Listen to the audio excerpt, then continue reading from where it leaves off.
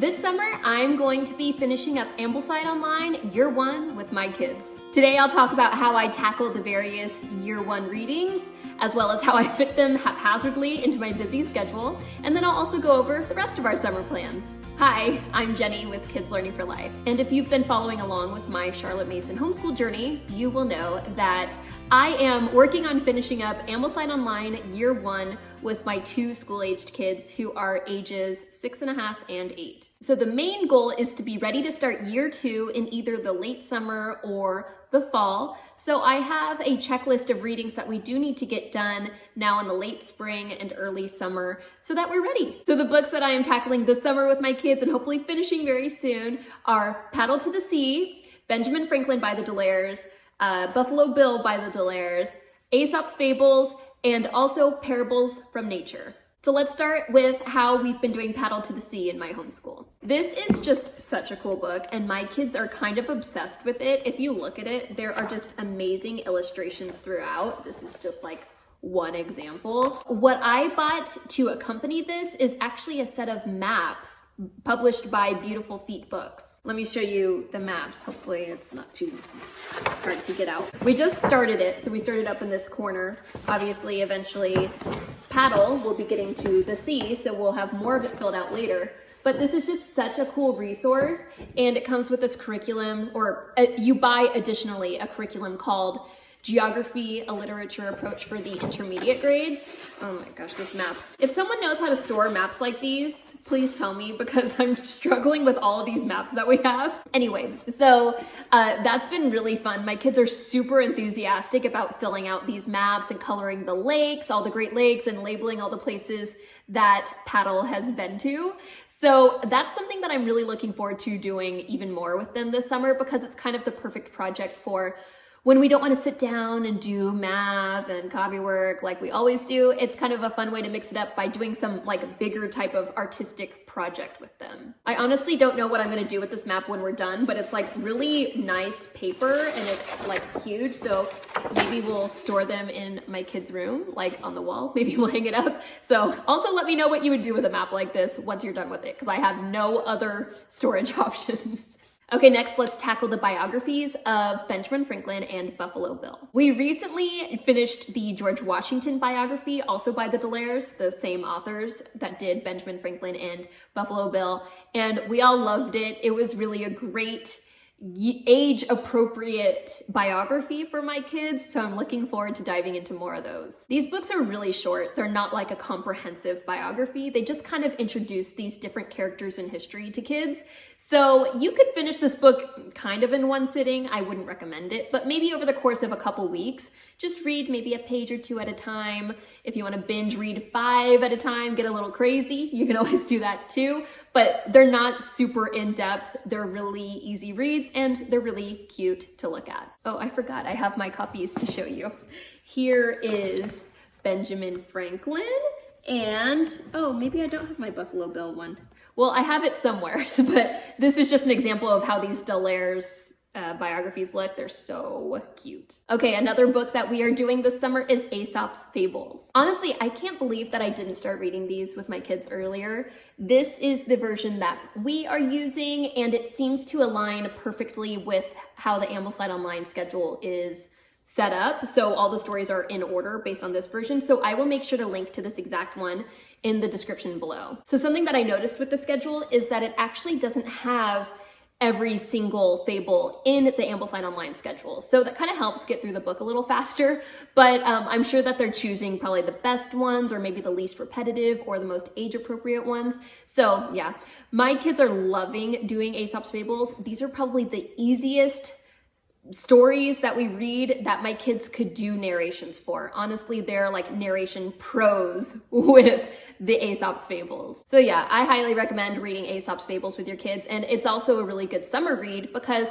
you really don't have to do too much. You can do maybe 1 or 2 fables, and that's a page of the book, and then you're done. And it's super easy, and kids love it. And then the last book that we are going to be tackling this summer is Parables from Nature. So of all the books that we have to do, this one is probably the most daunting. On the Ambleside Online Facebook group, I see a lot of people struggling with this book.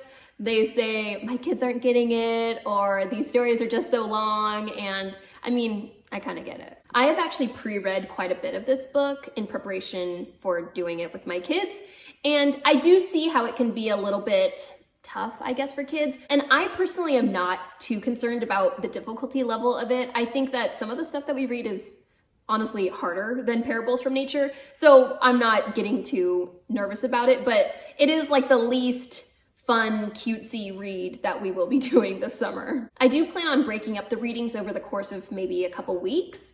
And this is actually how Ambleside Online is also structured for tackling these Parables from Nature readings. So I'm also not too concerned about the timing or the schedule. And another thing about Parables from Nature is that it's not super high up on my priority list. So if we don't finish all of it, then that is okay. We can always continue it into year 2 or year 3. It can be something that we kind of just have on the back burner to pick up if we need a new read aloud, and I'm totally fine with that. I've never said that I'm married to the idea of sticking to the Ambleside Online schedule to a T. I would just like to do my best to follow it, so I'm okay with dropping some chapters of Parables from Nature. And since I decided kind of halfway through the school year that I wanted to finish year 1 and start year 2 in the fall, I'm gonna share with you how I've kind of been able to fit in all the readings, even though my schedule is more condensed than the actual Ambleside Online schedule. My first tip is audiobooks, audiobooks, audiobooks. I see people all the time on the Ambleside Online Facebook group saying, I'm new to Ambleside Online.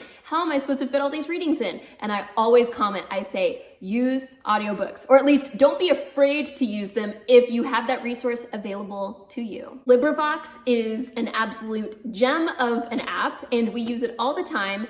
It's all free readings of all these free domain books, and Charlotte Mason and Ambleside Online really love these old books, and Ambleside Online uses these free domain books as much as possible. So a lot of the readings are on there, and that is completely free. And it's been great to be able to read these on the go. So sometimes we're in the car and we're in the car for a while and I'm getting tired of music. So we will listen to books together that go along with our Ambleside Online reading schedule. A good example of this is that we recently finished 50 Famous Stories Retold, and that was a really easy one to listen to together. So that's just an example of how you can use audiobooks on the go and use it to your advantage when fitting in all the readings. My next tip is to stick to what's the most important to you. Sure, this might be cheating a little bit because this might mean that you need to kind of exclude some of the readings that are on the schedule, but even on the Ambleside Online website, it says use what works for you, so I'm gonna go with it. So basically, this just means that if you're short on time, then prioritize which books are most important to you. For me, this means prioritizing the history readings, because to me, that is the most important component of this curriculum, at least at this point in our lives.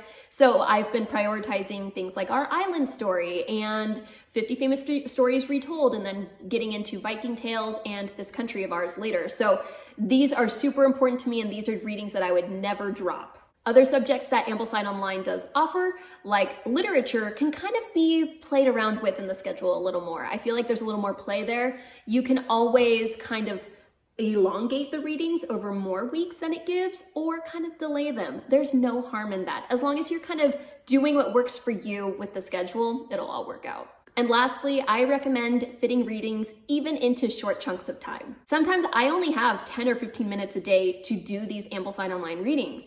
So I will take that 10 or 15 minutes and do what we can. Nothing says that you have to sit down and read and do lessons for hours a day. That's not what homeschool is about. And I promise you that these small chunks of time do add up. The fact that I'm able to finish actual books with my kids is a testament to that. So even those small chunks of time that you can find, you can carve out anywhere in the day, they do help out. Okay, so outside of Ambleside Online, we do have other plans for the summer. I mean, nothing too crazy or busy or concrete, but you know, we plan on having a nice, relaxing summer, mostly spent on our property. One extracurricular that we will be doing this summer is I hope to get the girls all, even the toddler, signed up for swim lessons this summer. This is kind of something we've been slacking on the past several years, and really there's no excuse. So we're We're gonna work big time on that skill this summer. That's gonna be like my #1 priority. Also, we have a lot of plans on like home improvement projects around our house and around our property.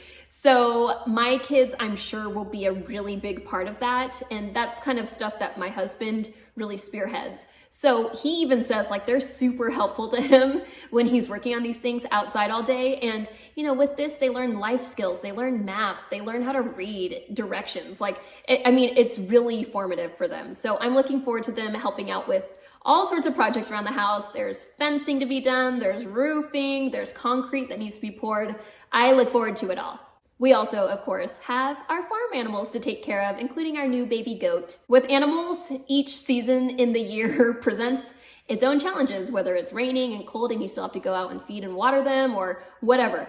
In the summer, we really need to manage water for everyone. We need to make sure that there's water for all the animals.